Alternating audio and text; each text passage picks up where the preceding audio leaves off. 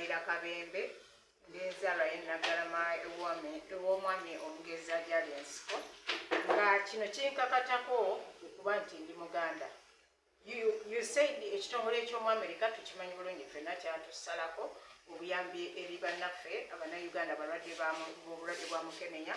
Kati Kabaka bw'aba nga yatuyise nze ani ajeemera Beene nange nsitukiddemu nzije nga ndaba nga nfuba nga bwe nsobola nti nteeka ettaffaali okubanga Beene yatulagidde okuba nga tusobola okufuna obuyambi kuba leero kiri wa mulala enkeera ate kiyinza okubeera egwo.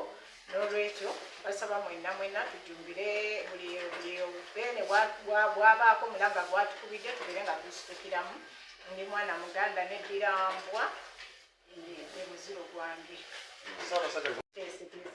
nga tugenda kudduka okuva Kabembe mpaka Mukono kuba Kabembe wempangalira kitegeeza nti wengenda osimbukira tudduke mpaka Mukono ne maapu yaffe ya Buganda batujja ku maapu ya Buganda. Kati ffe tuli mabega wa Beene kati mba nina okubeera mabega wa Beene nina otambula ne maapu yaffe ya Buganda ne Beene waffe.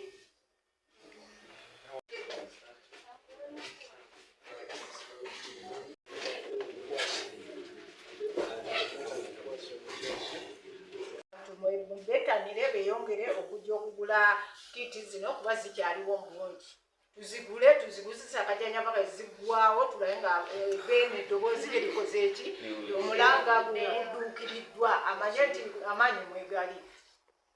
Our power, NUP, everywhere, ra, cha, Bobby.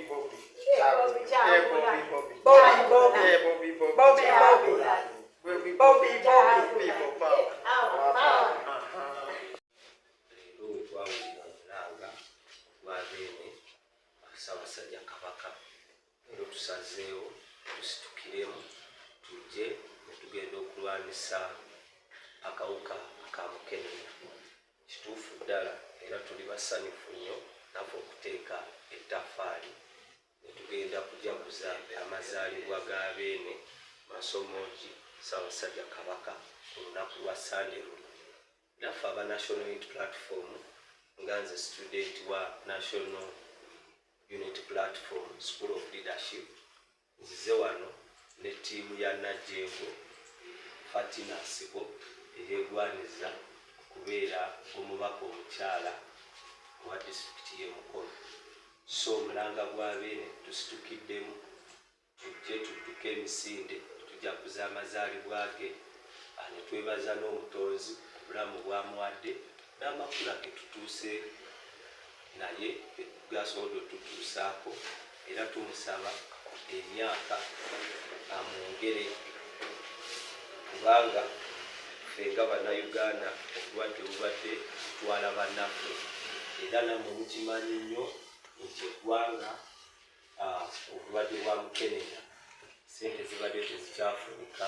USAID ekitongole kibadde kituyamba kibadde kizzeemu akweyoweezinge naye kubanga Beene amanyi abantu be n'avaayo n'omulamu omulungi. Ssaabasajja Kabaka awangaale ne Nnaabagereka agerekere Omuganda. Tubeena Kawuga olunaku olwaleero nga Ssaabakunzi w'ekibiina kya ggwe ate abadde omusaale mu kutunda emijoozi. Ndi wano ne omukyala ayagala okubeera omusaalawo kansala akibira mu kabwamu kantawo Mukono Municipality Council nazo kansala gwe baakazaako owakasasi ate era nga nze Ssaabakunzi wa ttiimu ya Kyaddondo omupiira omwaka oguwedde n'olwo olwaleero ndi wano okukwasa emijoozi ayagala eky'obubaka omukyala ayagala ekifo ky'obubaka bwa disitulikiti mukyala Najjengo okwasa omujoozi guno nga kekamu akabonero akalaga nti awagira emirimu gya Ssaabasajja era avuddeyo okuwagira omulanga ogw'okuwagira ogw'okulaba nti tulwanyisa akawuka ka siriimu oba akawuka ka Mukenenya omulamwa ogw'omwaka guno webalire ddala nti emirimu gya Ssaabasajja giwagira nga Ssaabafuzi tusiimye nnyo kubanga gumu ku bapolitician abatonotono abavuddeyo gaba nti bawagira njagala okole nga bwotyo neonooba otutte ekyobubaka ogende nga oyongera oleme kukoma ku kalulu kubeera kunoonya kalulu naye okolere ddala emirimu gya Ssaabasajja neyanziza neyanzibwe Ssaabasajja Kabaka ereko ebyoyogera eri abantu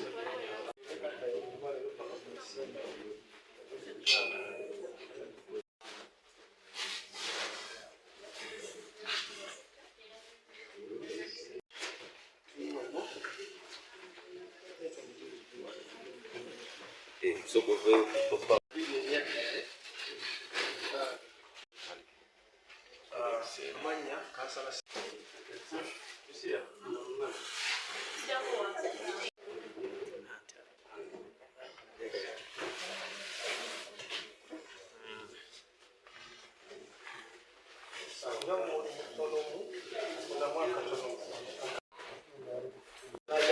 twambale